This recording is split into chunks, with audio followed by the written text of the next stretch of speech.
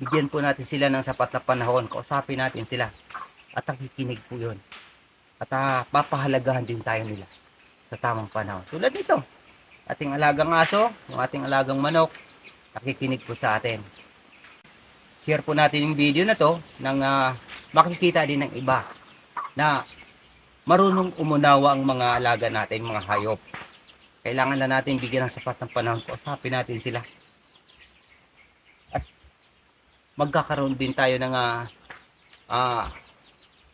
kaligayahan sa pamamagitan nila. Yung sapat na panahon bibigay natin ay nagkakaroon tayo ng therapy. Ika nga, sa pang-araw-araw natin, nakikita natin sila, nahawakan, naririnig natin sila, nagre-response. Yan. Kumbaga, nakakatulong din sa atin, mga tao, ang mga hayop. Yan. So, hindi po sila nag-away. Minsan, pag pinakain ko tong manok,